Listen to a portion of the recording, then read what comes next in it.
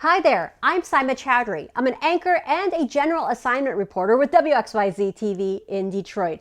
I have more than 12 years of on-air experience, but 2020 proved to be a very unique year. We had to adapt and do things differently, including learning how to work from home. So because of that, I decided to do my reel a little bit different, so you get to know me as a journalist in hopes of joining your team.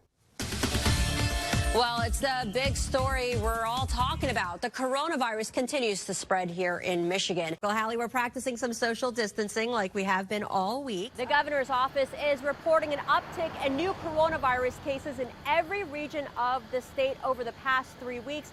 A lot of folks are concerned that possibly the numbers are going to lead to another state shutdown. Is that something that we could possibly see? And with the Supreme Court's ruling against your executive powers, is that something that you would be able to do? The governor making some straightforward remarks at today's press conference, at times being critical at the federal response to the pandemic, just when we thought this was the biggest story of the year.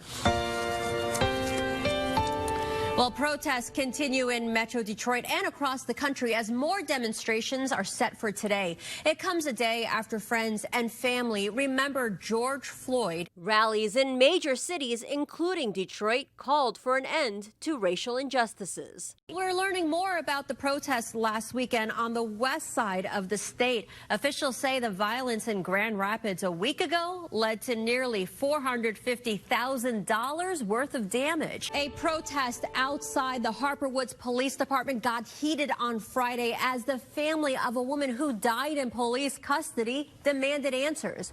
Outrage after the mayor of Harper Woods is heard making a statement that some have called racist. A man in Plymouth believes that sign showing his support for President Trump is the reason why vandals targeted his home. You could see they spray painted the words "racist coward" on his garage door. And they didn't stop there. They also spray painted his car.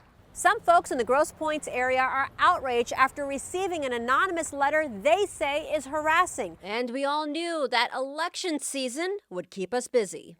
Many voters are turning to absentee ballots this presidential election. But when a 94-year-old woman from Detroit who's staying with family in Chicago did not receive hers, she told her son, "Drive me to the Motor City." Both candidates are holding steady at 49%. All eyes on battleground Michigan, which meant nonstop coverage, even doing math live on air.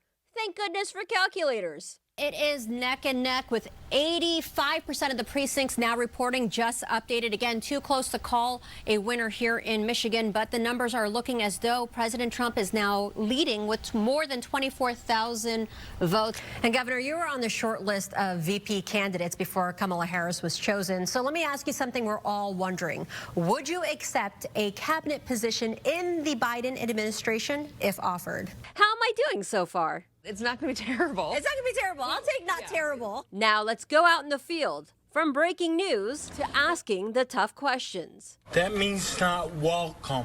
Not welcome? No. Who's not welcome? Arabic people, black people. Anything to say about the charges? God bless you.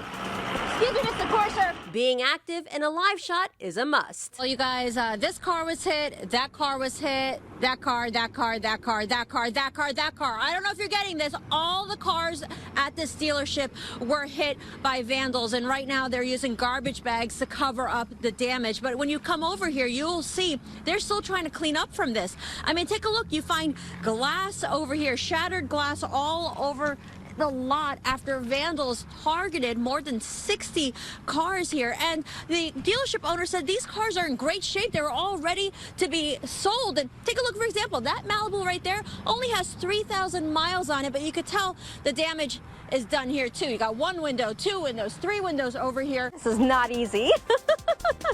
It was tough to control myself because of the wind. And it wasn't bad as long as I didn't look down. Oops, I looked down. And once it was over, I was happy to be back on the ground. I gotta kiss the ground. I'm so yes, thank you. And remember to have fun and be creative. They call this the Ghost Bar because of all the activity they've seen up here. Did you hear that? I'm not an anger therapist. Matt Crawford doesn't have a PhD, but he does have a BAT. It's fun to break stuff. I'm tired of story deadlines at 4! Marvel has been on the hunt to look for new and more diverse characters, but they didn't have to go too far. Let's see what's happening in Dearborn. 4! That was more like a 2. This year's theme is Thank You Farmers. Wait a minute, you're not supposed to see this yet. It's a secret. Our farmers have gone through a lot. But they're trying to stay positive, hoping to sell out tickets to help keep the farm going. What was that? Yes, I was going to talk about the part where money helps pay for the food and care of the animals. Hold on to your horses. I mean goats. Hey guys, we are at Burritos Bistro in Grosse Pointe Woods. And don't forget the importance of connecting with viewers on social media platforms. Not everybody is on social media. My friend John here doesn't do Facebook or Twitter, but it turns out Instagram saved his life thanks to a sharp-eyed doctor. Before coming to Detroit, I was reporting at CBS Philadelphia for 3 years, covering major local and national news. Now take a look at the apartment building behind me. That's the home of the sister of the alleged Boston Marathon bombing suspects. I take great pride in being a 2-time Emmy Award winner, including for Best General Assignment Reporter. With me, you'll laugh, you might cry, but it will be a fun ride.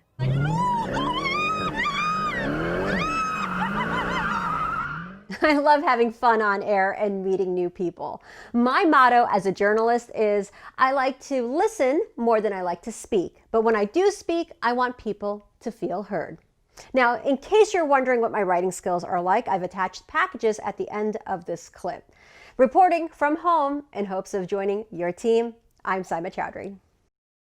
You may have seen this viral video as you scrolled through social media. What was supposed to be Isra El Sablani's happiest day of her life turned out to be the scariest. Video of the deadly explosion shows the force of the blast in Beirut.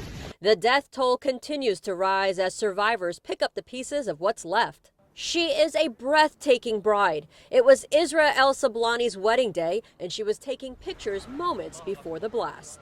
A few seconds from hearing the explosion to being hit by it. Isra thought she was going to die on what was supposed to be the day she started a new chapter of her life with her husband, Ahmed. She told herself, Now you are losing your life. You are losing your husband. Isra is from Troy and left Michigan to get married in Beirut 3 weeks ago. When the blast happened, Ahmed rushed Isra to take shelter in a nearby restaurant. But because she's a doctor, she ran back outside to help those who were injured. People yelling, bleeding. I can't get that sight out of my mind. It was a nightmare. The bride and groom had been waiting 3 years to get married. The wedding kept getting postponed as they waited for the federal government to approve her husband's immigration status. After this life-changing moment, Isra does not want to leave Ahmed's side. But without the proper papers, he cannot join her in the U.S. Isra cries at the thought of that. How can I go without him? What if something happened to him? You know, so I've been waiting for this moment for 3 years now. And now after all what happened, I have to go there without him. Isra is scheduled to return to Troy August 22nd. She's now pleading for the U.S. government to approve her new husband's immigration paperwork so he can move to Michigan with her. I'm Syma Chowdhry for 7 Action News. We're hearing more and more stories from people who have recovered from the coronavirus. What we're learning is that many patients who are near death still have a long road ahead of them. This is Zahid. He's been in the hospital since March, finally getting out Friday with his wife by his side, who never gave up hope. How's it feel to be a free man? Zahid Raza is leaving the hospital and heading home, a place he has not seen since late March. It's a miracle that I came back. Which is why friends and family gave him a warm welcome. Everybody was here cheering me up for survival. You can hear Zahid is wheezing between sentences. That's an issue he's facing after beating COVID-19. And because of the virus, he also now has problems with his kidneys. Zahid went into Beaumont Hospital in Troy on March 30th because he couldn't breathe. One of his last memories there was hearing medical staff say they were using the last available ventilator on him. God saved me because I was very lucky to have it. For the next several weeks, Zahid was in a coma. And what was most stressful for his wife Hanan and 2 kids, they could not visit him due to pandemic restrictions. His wife of more than 30 years has never left his side until this. And she was devastated when she was told he's probably not going to survive. Why you don't let him go? I said, what? You know, so that was a misery day for me. Zahid says he has 0 underlying health issues. He turned 65 while in a coma.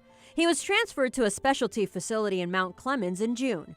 That was the first time Hanan got to visit him since March. Today, I'm going to see my husband after 71 days. I am so excited. And that's when she told him how much time had passed. I said, no way. And then I look at the date and I said, she said, you were in coma the whole time. Zahid was then transferred to St. John Hospital in Detroit. And after 137 days to be exact, he got to go home. Now, there will still be doctor visits on a weekly basis, but he doesn't care, as long as he gets to be home with Hanan by his side. I appreciate every minute of my life now. And Zahid says he has to learn to walk and move his muscles again, but he's just thankful to be alive.